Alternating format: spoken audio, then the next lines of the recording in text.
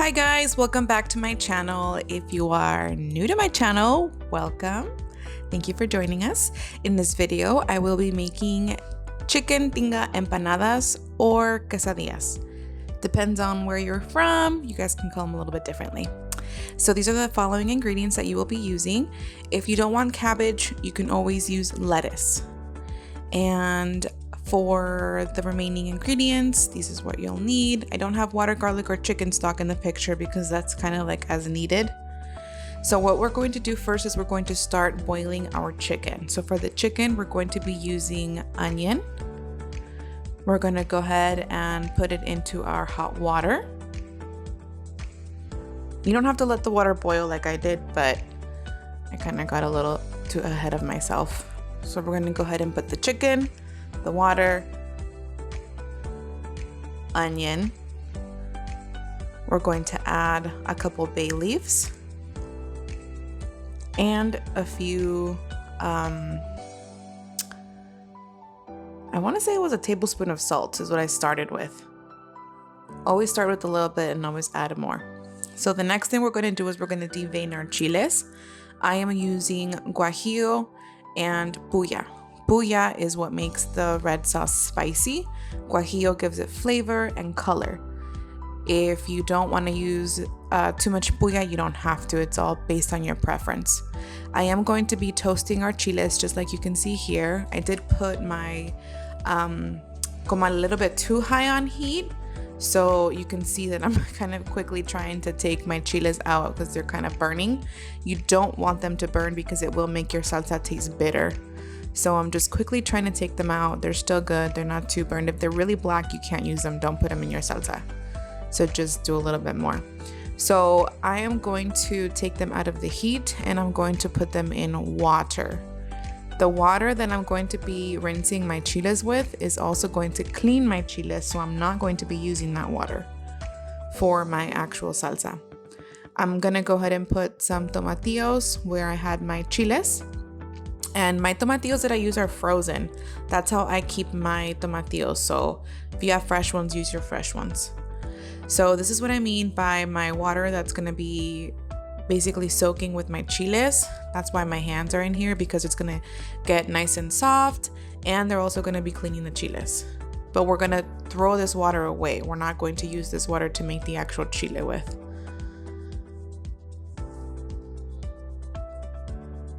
Now we are gonna be using cotija cheese. You can use fresh cheese if you want to. I already grated mine because I always have cotija in my house.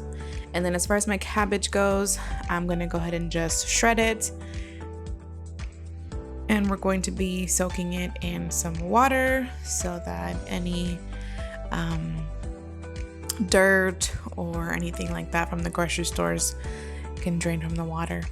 So here's a little bit of a shot of my tomatillos as they're ready. Now for my sour cream, I do like to mix it in with the juice of the pickled jalapenos. So this is how I do my sour cream all the time. I don't do it any other way. It makes the sour cream last a little bit longer because the juices do have preservatives from the jalapenos, and it gives my sour cream flavor. If you don't like this juice or you don't really accompany it or used to it, you can use milk and salt. Okay, so now that my chiles have been soaking for a little bit, I'm gonna grab my chiles. I'm gonna grab my tomatillos. We're gonna go ahead and add some salt and garlic and water. The water is going to be as you go. I don't want a very runny salsa, so I recommend starting little by little and adding as you go depending on your preference. So I want a thick salsa. I want it to be able to go on top of my empanadas and stay on my empanadas. So as you can see, my sauce is pretty thick. So I maybe added 1/4 cup of water. I did not add that much. If you don't like yours like this, keep adding a little bit more water until you get the consistency that you like. So by the time I'm done with all of my other toppings, my chicken should be ready. So I'm gonna go ahead and just take it out and I'm going to start shredding my chicken. Don't get rid of your chicken stock. You will be using it for the recipe itself as well. Now, you can let the chicken cool down and shred it with your fingers, but this chicken is extremely hot, so I'm going to be using my forks to do this. But again, you can let it cool down. I usually don't let my food cool down because I am usually cooking for dinner, so I'm always in a little bit of a rush to finish cooking, so I don't let it cool down as much.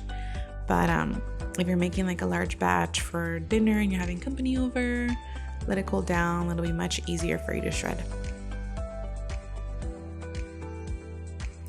Now what I'm going to do is I'm going to cut the additional ingredients, and I'm going to be putting everything in this bowl, and then I'm going to basically put it all together and letting it become kind of like a stew and heat over the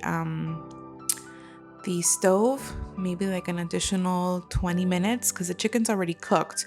So all we want is for all the flavors to get combined and to make this delicious chicken filling that we're going to be using for our empanadas. Now, again, empanadas are usually sweets, but in Mexico we do use them for quesadillas.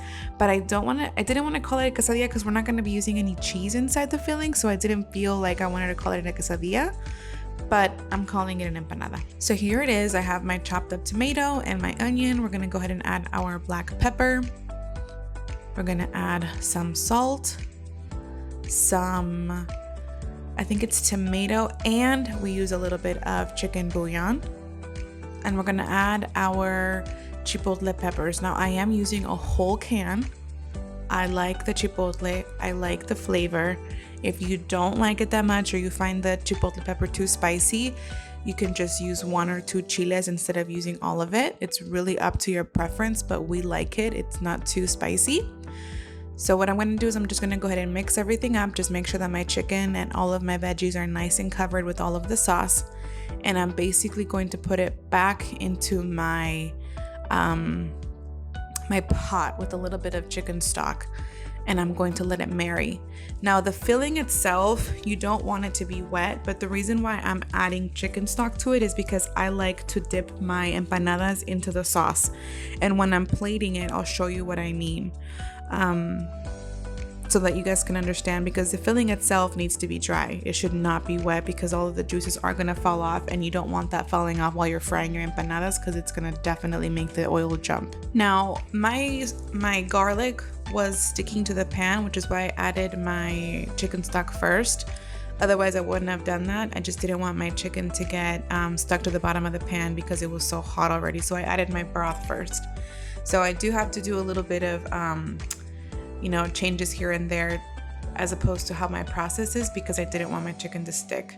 And it's gonna happen, I had my pan was a little bit too hot. So here we have all of your filling, and basically we're gonna go ahead and let this sit for about 15 to 20 minutes. I would go for the full 20 minutes. The longer the better, because it gives the chicken more flavor. But basically we want everything to get combined together. Make sure that you taste it for salt. If you feel like you want to add more salt or more chicken bouillon or more tomato bouillon, go ahead and add it at this point before it's completed. I added a little bit more of the tomato bouillon. While that's going, I'm going to go ahead and start my masa. Now I'm going to be using the maseca, and I'm going to be using, I want to say I used 2 full cups of the maseca. And then I don't have a measurement, guys, for my water, but I do start little by little. So I basically start mixing it until the masa no longer sticks to my fingers. That's basically my measurement. If I feel like it needs a little bit more masa or a little bit more water, then I add a little bit more. But the consistency that you want is basically for the maseca to be able to stand alone, and you want the maseca to not stick to your fingers, because you are going to be rolling it up and putting it in your tortilla maker, and you don't want it to stick. You want it to be able to get flattened by the tortilla maker and the plastics, you be able to remove it, and for it not to get stuck. So this is what I mean. It's not getting stuck to my fingers, and I'm easily able to mold it. It's not like Play-Doh. Play-Doh's a little bit too dry, I would say.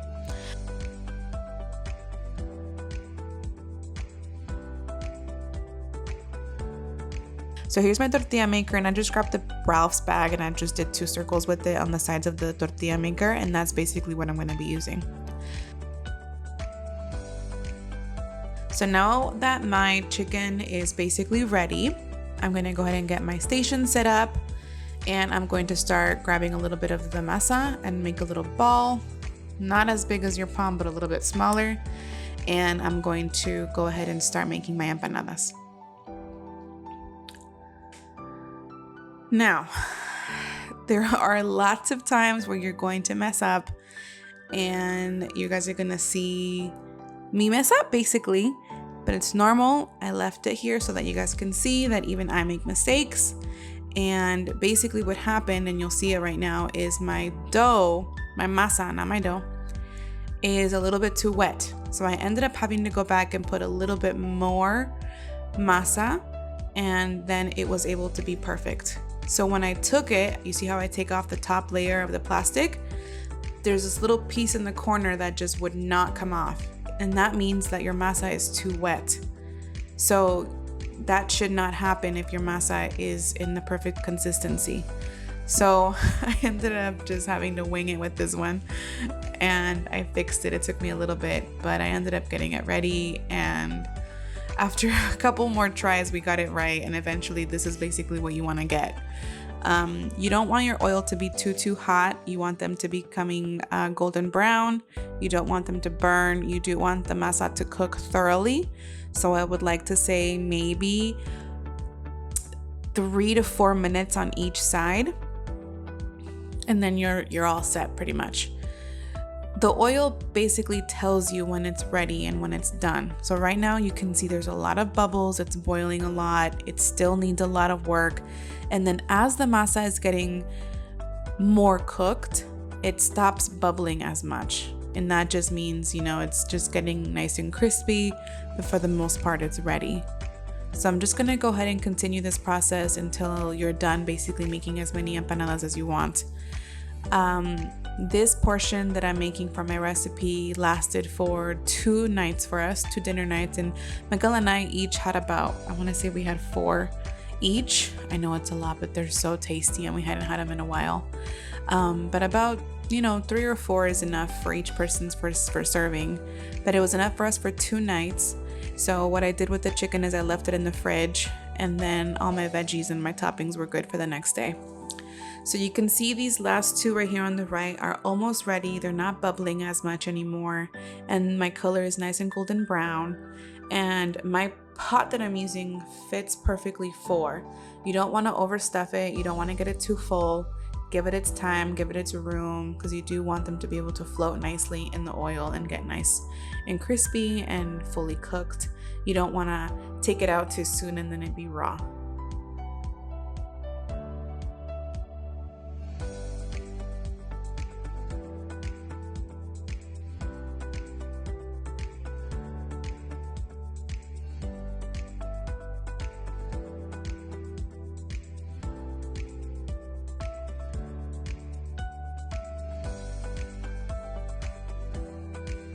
So you can see that my last few ones came out a little bit better. Practice makes perfect. So the first time that you guys try to make this, I'm sure you guys are gonna have a little bit of trouble, but don't worry about it. You guys will get better. So now it's plating time. I'm gonna go ahead and put some sour cream on my empanadas. And again, toppings are your preference. Whatever you guys want to add to them, go ahead and add it. But I'm gonna show you guys how we make them.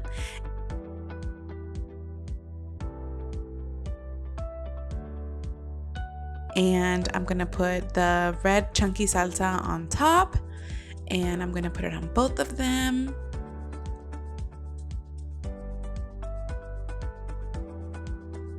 I'm gonna go ahead and add my cheese, my cabbage, or your lettuce. I'm gonna add some red onion. I love cheese, guys, so I kind of overdid it with my cheese, but I love it.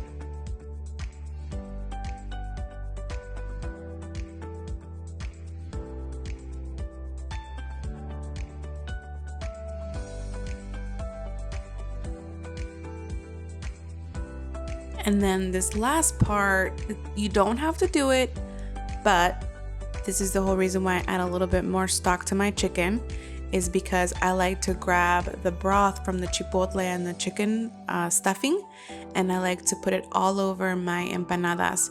You can either put it all over or you can put it on the side, but I just love how the chipotle sauce gives flavor to the cabbage, the empanadas on the outside, and it is just amazing, guys. You guys are going to love this recipe.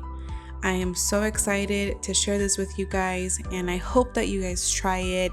Leave a comment below, and if you haven't already, subscribe to my channel, hit the like button, and don't forget to click the notification bell for my next video. See you guys soon.